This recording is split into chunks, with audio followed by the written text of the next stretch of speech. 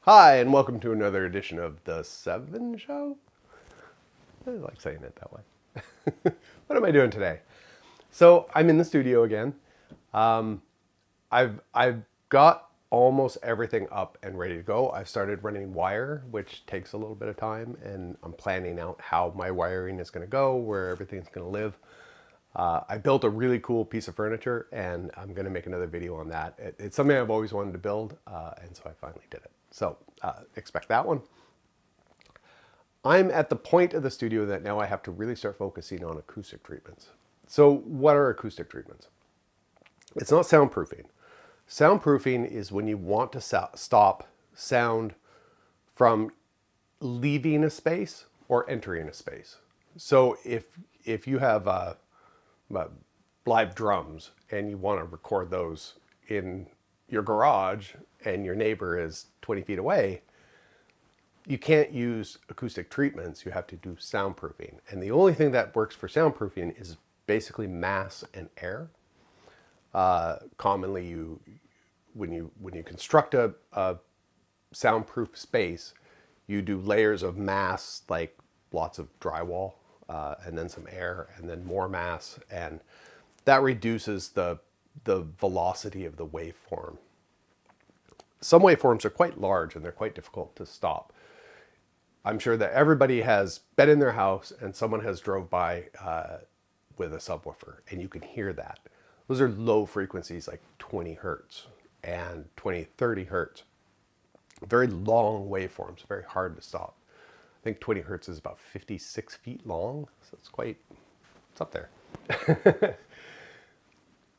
So I'm not talking about soundproofing, I'm talking about acoustic treatments and controlling the sound within the room, I guess is the way to say it. Frequencies, I'm not going to get too in-depth about this, but frequencies will bounce around a room and they can cancel each other out, or they can cause an increase in the frequency.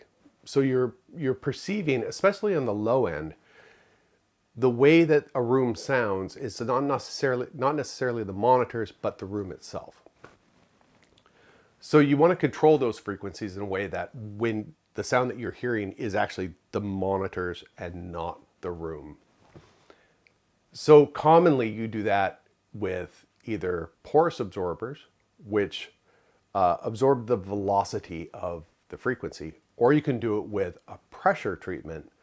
That's more like a shock absorber. They're tuned to particular frequencies. If you have a problem frequency, they're tuned to that to just absorb that particular frequency, but they won't do anything outside of those frequencies that they're tuned for. So commonly, most people use some sort of porous absorber. There's a couple of different methods of doing it.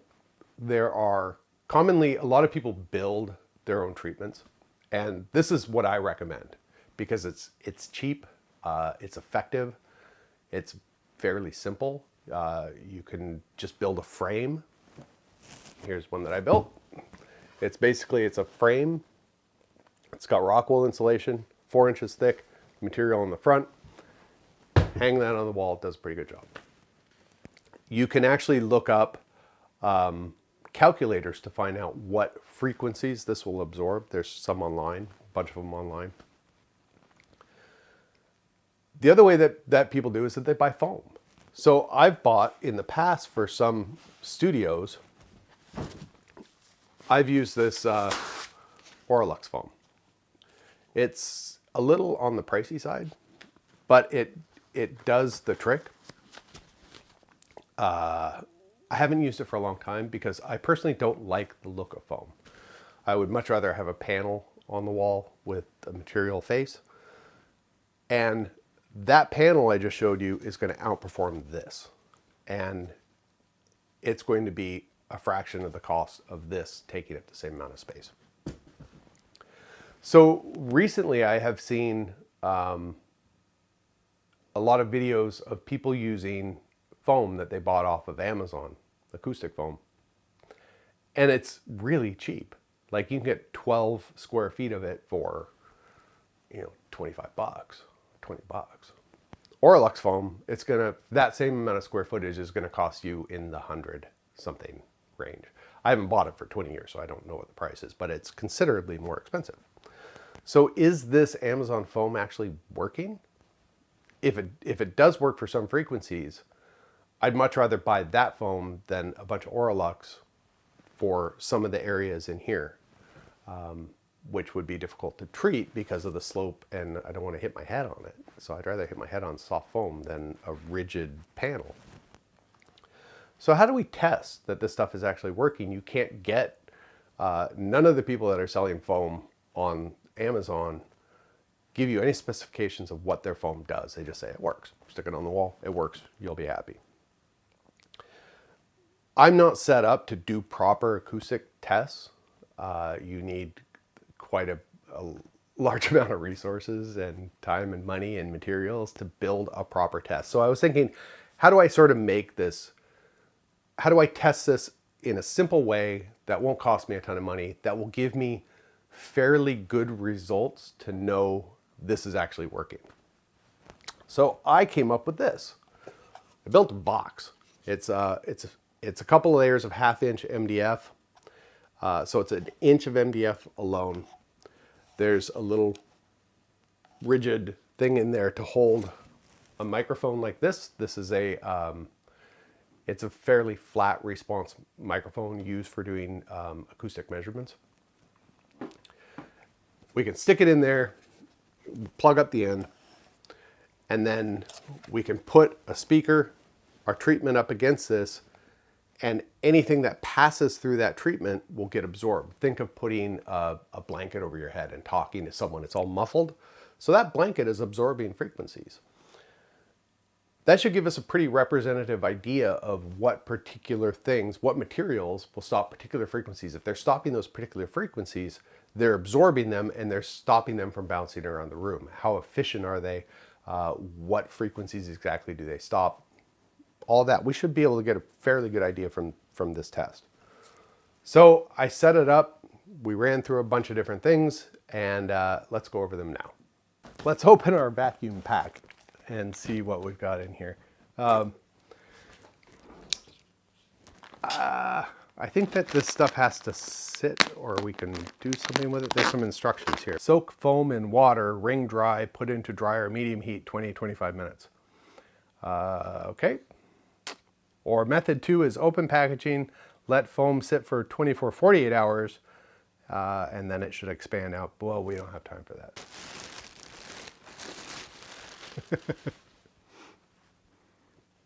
Has an interesting scent.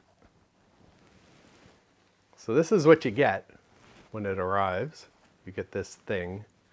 So let's take care of this, and we'll put them in the dryer and we'll see what we get. And I'll be back momentarily. All right, so 20 minutes later, we've got a little difference in height now. It was actually cool. You put it in the water and it slowly starts to expand out, and you kind of smash on it and it gets bigger and bigger. That was fun. That was probably worth the price of admission alone. Even if it doesn't work, that was fun. I'm going to do this one next. Okay, we're all set up. The speaker and the microphone are about 3 feet apart. I'm using a Scarlett 2x2 interface.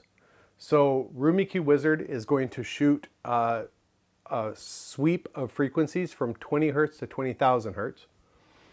It will send it out of the atom. The microphone will pick it up. It'll come back in. Now the box is going to create some weirdness, but if we shoot it without anything in front of it, we'll know what that weirdness is. We'll shoot it a couple times. Let's shoot it twice just to make sure that the weirdness is going to be consistent. Then we'll cover the box and we'll do it again and we'll see what the box is stopping. This is more of soundproofing. Let's try this.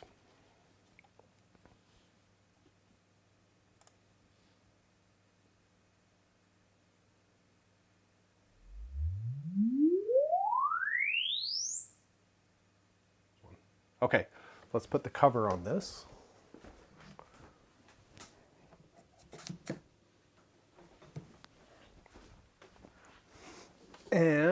see what the box stops.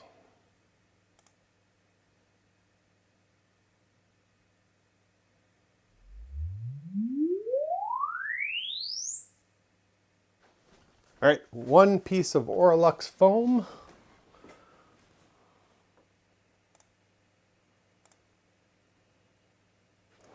Let's do two.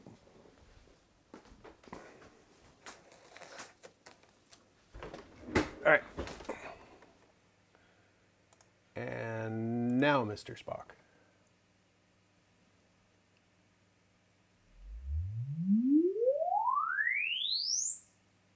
All right, one piece, 2-inch cheap Amazon foam.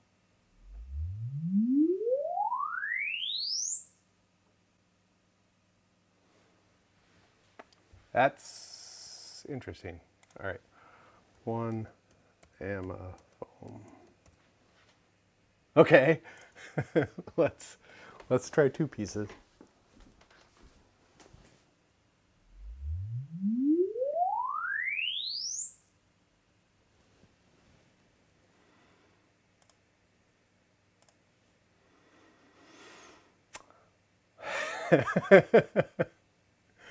Let's see what 4 pieces gives us. 8 inches. 2, 4, 6, 8 inches of foam.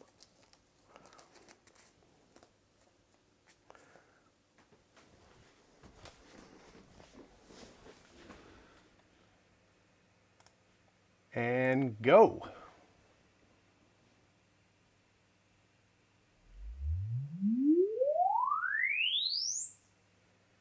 I didn't expect that. I didn't expect it to be this bad. All right, let's do, for fun, let's do one of these ISO pads. So this is just, I got this off Amazon as well. I was originally going to put them under my speakers. I actually started a video and I stopped doing the video because I wasn't getting any results.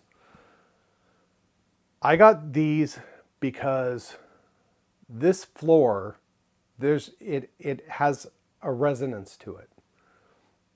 I don't know if you can hear that, but that's what it sounds like. And it's in the 150-ish hertz, I think. It was worse when I moved in. This floor had a bit of flex to it. I added more floor joists across, glued and screwed them together. I glued the 1/4-inch plywood down on the floor to tighten it up a little bit more. It used to be much more pronounced. Oh, and between the floor joists is insulation, and then below that there's drywall. So I've tightened it up, but there's still a sound. My thought was lower frequencies are going to activate that resonance. As the frequency travels through the speaker stand, down through the desk, onto the floor, it'll act as a soundboard. That was my thought. I have a subwoofer as well. So I set up the subwoofer. I did some tests.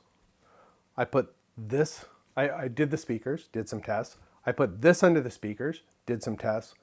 I have another type of foam that you stand on, like a fatigue mat type foam. I thought I'm going to put that under the subwoofer and that will decouple it from the floor. Put that under the subwoofer, did some tests. I put these under the subwoofer, did some tests. None of the tests were significant. There was no remarkable change in any of the tests, and I was really surprised. So I don't know how to test that further to see if these ISO pads actually work under speakers. I want to play around with it a little bit more, but I don't think that they do very much, really, at the end of the day. Especially when you have a well-built, solid speaker, nice and heavy, sitting on, as long as your shelf doesn't vibrate, I don't think you're going to get that much. I digress. Let's test this. So this is, we're going to go through 1 foot of pink insulation. It is wrapped with a canvas. The canvas is, I think it was about 70 or 80% cotton and then polyester or something. It was flammable. So it has been actually treated with a flame retardant. Can I say retardant? I don't think I can politically say that anymore. A preventative flame solution. That's what I've put on it. All right, so let's shoot this at the 1 foot, and then we'll turn it on its side, and that'll be 16 inches. Let's see what this does.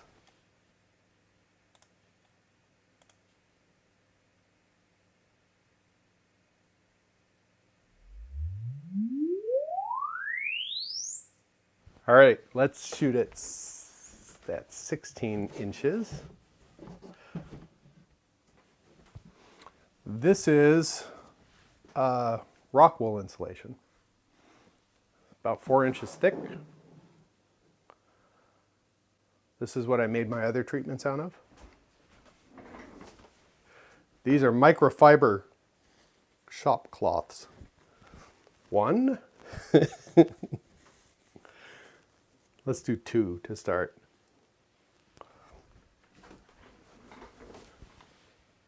Measure. Go.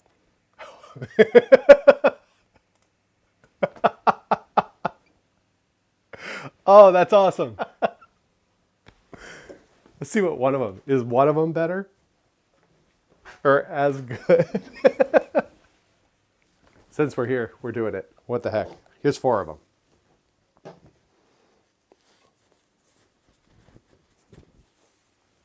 One, two, three, 4. Okay, let's take a look at our results. This graph shows what our microphone heard in the box with the front of it open. I shot this twice and there was no remarkable difference from 30 hertz and above. The graph was identical. There was a little bit of change here in like 25 hertz, the little slight variations here, but I'm not going to worry about that because none of the materials that we're testing are even going to touch these frequencies because they're so big. We're really looking at, for broadband absorbers of this type, we're looking at about 500 hertz and above, maybe a little bit lower depending on what the material is. But for foam and things, I would assume that it would start about 300 to 500, and then you'll see some significant drops, especially in the higher frequencies, 10,000 to 20,000 hertz. We should see significant drops there. So when we put the lid on the box, this is basically what MDF is stopping in frequencies. It looks fairly identical in this, like in these frequencies, because these are very, very thick. What I was talking about before, these are very, very big waveforms and they can pass through materials, and 1 inch of MDF material is not really interfering and stopping those frequencies from passing right through it. Significant drop here is interesting at 173 hertz. There's something about that material that's able to block that particular frequency. And then up here, 300 to 400 hertz, we start seeing significant changes. Not so much here, which is, I think, is kind of interesting. Why it got so close here at 5,200 hertz. Up here, significant drop. Okay, so this is really all we're concerned about. This is what the microphone is hearing from the speaker. So anything that we put in front of that microphone should change this. So let's look at one piece of Auralux foam. This is the 2-inch foam. Now this foam, you have to also think that it's because of the pattern, it's about a 1/2 inch thick all the way across the surface of the foam, but then the pattern makes it up to 2 inches at the highest peak. So it isn't a solid 2 inches. Probably your average is maybe 3/4 to 1 inch thick. or something like that. Let's look at when we piled 2 of them together. We stuck them together so that they meshed, and it was probably more of a solid, bit more than 2 inches. If you stick 1 piece of Aurolux foam on the wall, your frequency is going to pass through that material. It's going to hit the wall, it's going to reflect off the wall, and it's going to pass back through the material. So with that in mind, this is probably more representative of what the treatment is going to do on your wall. Again, this isn't a scientific test. It's just to give us some visual representation of how well the material and the treatments are going to do. It gives us a rough idea anyway, but I think that this is probably fairly close to what you're going to see when you stick it on the wall, more or less. And this surprised me. This is a significant drop. This is at 11,000 hertz. The microphone was hearing, with the box open, it was hearing 103 decibels of that frequency. But with the foam in front of it, it dropped it down to 60. That's 40 some decibels of reduction. That's significant. Same in this one. This is 3,800 hertz, 110 decibels, and it drops it down to 87. This outperformed what I expected from Aurolux. Let's look at our Amazon, 1 single piece of Amazon foam, 2 inches thick. And because of the pattern, it really is about 2 inches, because it only has some little grooves taken out of it, but the majority is about 2 inches thick. That is not a very good reduction at all. I expected the foam to do much better, especially in these higher frequencies. But what we were just talking about the frequency bouncing through the material. So let's look at 2 pieces of the foam. Let's compare that to 1 piece of the Aurolux. The Aurolux outperforms 2 pieces of Amazon by a significant amount. What happens if we stack 4 of them? 8 inches of Amazon foam. That would be kind of representative of if you had 4-inch piece of Amazon foam on your wall. That's what you're going to get. Let's look at our 1 piece of Aurolux. 1 piece outperforms 4 pieces of Amazon foam. That's pretty incredible to me, of just how bad the Amazon foam actually is at doing anything at all. So we did do a test of the isolation pad that are designed to go under speakers. I question whether those actually do what they're supposed to be doing, or whether it's a snake oil or not. I'm not sure, but this is what that did. Now it's not designed, that they're not intended to absorb frequencies. They're intended to stop vibrations, but compared to 1 piece of Aurolux, that's what that is. Let's move on to 12-inch thick pink insulation. That's what we're getting from 12 inches of pink insulation. Not so much a reduction down in here. This is all about the same, but it really picks up steam down here. Let's compare that to our 2 pieces of Aurolux. So it matches up here in the highs, more or less, but the pink insulation does a much better job in the 1,000 to 2,000, 3,000 hertz, down to 400. It does a much better job. Let's turn it on its side and get 16 inches of pink insulation.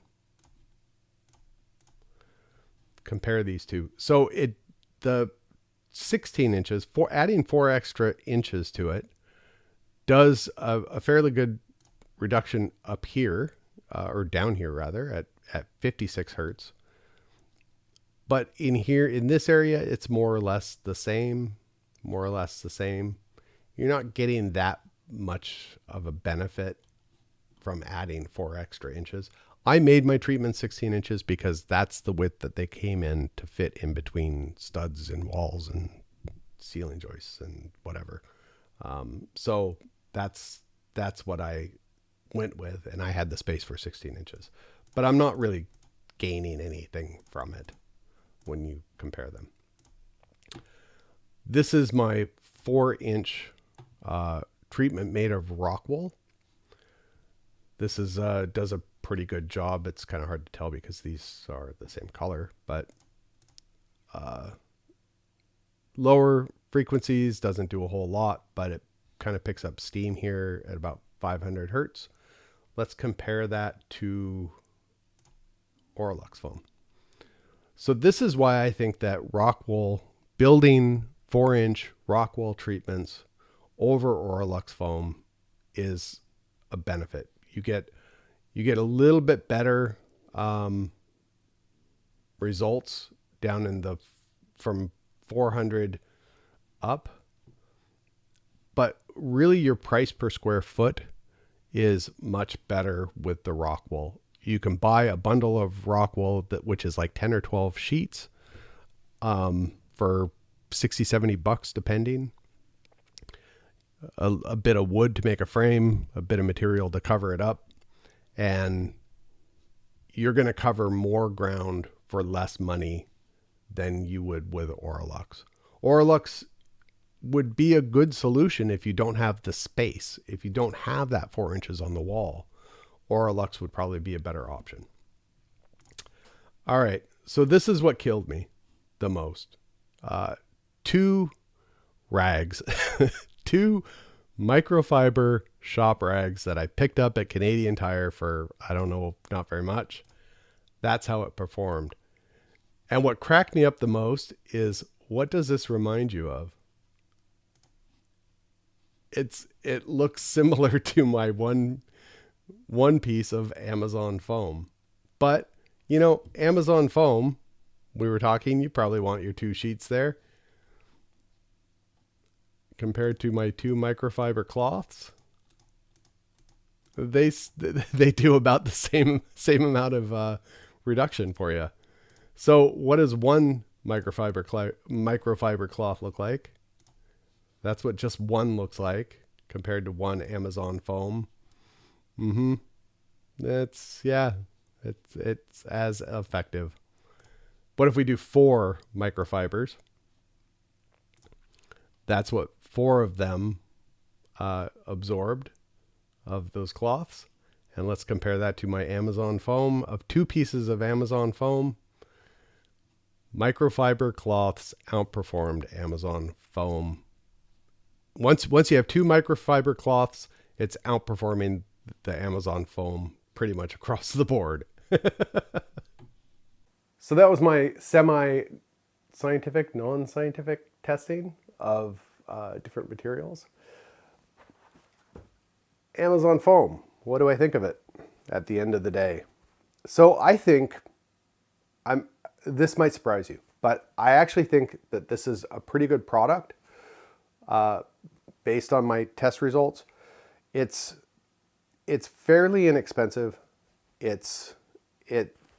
get it for the amount that you pay for it. You get a fairly good square footage coverage. And I think if you were going to be building a dog or a cat bed and you needed some soft material to put inside of your pillowcase or whatever, this is a fantastic option. It ships fast, you get it quickly. You could put it in your pillowcase, your animal would lay on it and they would be very, very happy. It would be very soft and comfortable. Do I recommend this product for acoustic treatments? No, I do not. I absolutely do not. I thought it was going to do better than it actually did. I was surprised at how terrible it was. It's just foam. There's nothing special about this foam. Aurolux foam is a special type of foam designed to absorb frequencies. Or maybe they just found the foam that was good for designing frequencies. It's more expensive to make. It's a more expensive product. This is just foam that's been cut into a pattern. Like, this is something that you would put under a dog bed. So I don't recommend it at all. So on videos, you see videos People, they're like, hey, this is what my room sounded like before, and they clap, and then they go, I put up my Amazon foam, and look how fantastic it is. I even saw one video where the guy had put it on a door, like a bedroom door, and went to the other side in the hall and closed the door and was saying, I bought the Amazon foam and I put it on the door, and before I put the foam up, you could hear the music in the room, but now that the foam is up, you don't hear anything at all. That's nonsense. That's ridiculous. That's not what any foam, Oralux foam, 10 inches of Oralux foam isn't going to do that, because that's not how sound treatments work. He's talking about sound proofing, not sound acoustics, not absorption. The clap test that you see a lot of, it's a very high, crisp, sharp frequency, and it's very easy to hear.